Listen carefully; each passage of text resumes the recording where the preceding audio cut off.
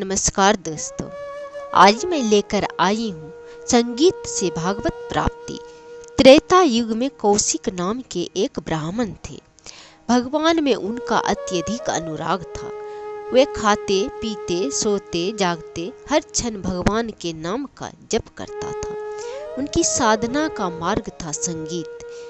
वे भगवान के गुण और चरित्रों को निरंतर गाया करते थे और ये सभी गान प्रेमा हृदय से उपजते थे। वे भिक्षा मांग कर जीवन का निर्वाह करते थे और शेष समय भगवान में लगाते थे। उनकी बहुत से शिष्य हो गए थे, जिनमें 7 शिष्य प्रमुख थे और प्रेमी शिष्यों का योग मिलने से कौशिक का गान और हृदय आकर्षक हो गया।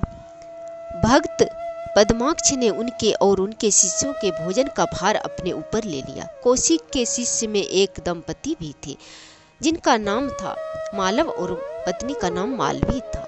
मालव भगवान को दीपों की माला से सजाता रहता था और उसकी पत्नी मालवी मंदिर को झाड़ पोंछ कर चमकाया करती थी। दोनों पति पत्नी कौशिक के गानों को सुनते और आनंद विभोर हो जाते थे। कौशिक के दिव्यांगन की चर्चा चारों ओर फैल गई। कुश स्थली से आकर 50 ब्राह्मण इनकी संगीत साधना में सम्मिलित हो गए। राजा कलिंग ने भी यह चर्चा सुनी तो वह भी कौशिक के पास पहुंचा। वह अहंकारी था। उसने कौशिक से कहा, तुम बहुत अच्छा गाते हो, आज मेरी कीर्ति का गान करो। जिसे ये कुश स्थली के वासी उसे मनोयोग से सुने। कौशिक ने विनम्रता से कहा, महाराज, मेरी जीभ और वाणी केवल भगवान के ही गुणों को गाती है, अन्य प्रकृति वस्तु को नहीं, अतः आप मुझे क्षमा करें। इस बात को उनके गायक शिष्यों ने भी दोहराया। श्रोताओं ने भी नम्रता से कहा कि हमारा भी यही नियम है, हम अपने कानों से केवल भगवान के गुण और यश को सुने, अतः आप हमें भी क्षमा करें। यह सुनते ही राजा क्रोध से जल उठा। उसने लोहे की कील से उनकी जीभ और कानों को छेदना चाहा। राजा की यह चेष्टा जानकर सबने अपनी अपनी कानों और जीभों को स्वयं ही कील धंसा ली। राजा का क्रोध और बढ़ गया।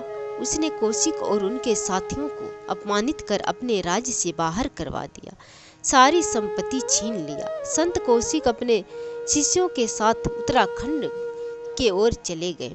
बहुत दिनों के बाद जब कौशिक आदि की मृत्यु हुई, तब ब्रह्मा जी ने बड़े आदर के साथ लोकपालों के द्वारा उन्हें और उनके साथियों को अपने लोक में बुला लिया। वे आधे मुहूर्त में ब्रह्मा के सम्मुख पहुंच गए। ब्रह्मा जी ने उनका अत्यधिक सम्मान किया।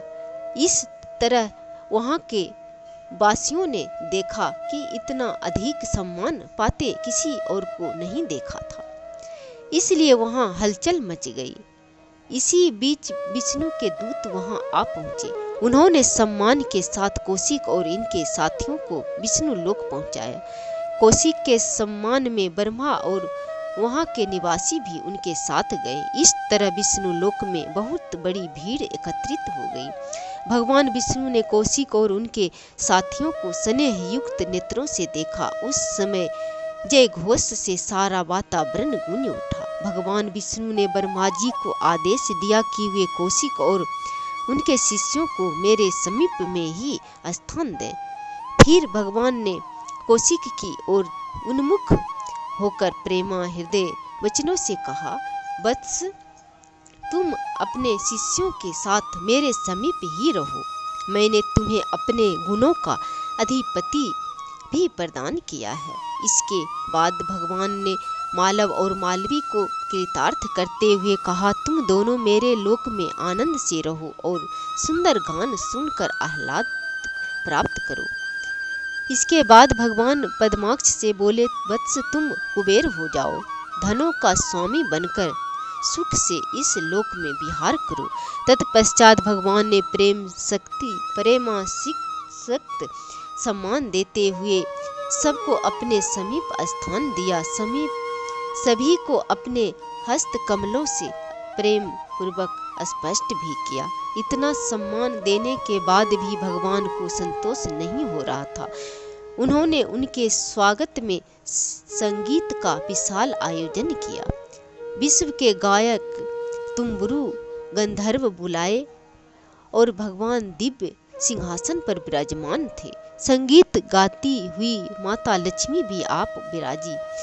साथ ही बीना के गुण के तत्व को जानने वाली करोड़ों अप्सराएं वाद्य विशारदों के साथ वहां आ पहुंची। पहले से ही वहां स्थल ब्रह्मलोक वासियों से पूरी तरह भरा था। इस रसिक संगीत मंडली को वहां घुस पाना कठिन हो रहा था। भगवती लक्ष्मी की आज्ञा से उनसे देवता और मुनियों को दूर ही बैठाया। देवऋषि नारद भगवान के बिल्कुल समीप में ही रहने वाले हैं, पर संगीत न जानने के कारण उन्हें भी दूर हटा दिया। संगीतज्ञ तुम्बुरु को लक्ष्मी और भगवान विष्णु के समीप में बैठाया गया। गायक राज की मर्जी अंगुलियां बीना के तारों पर थिरकने लगी।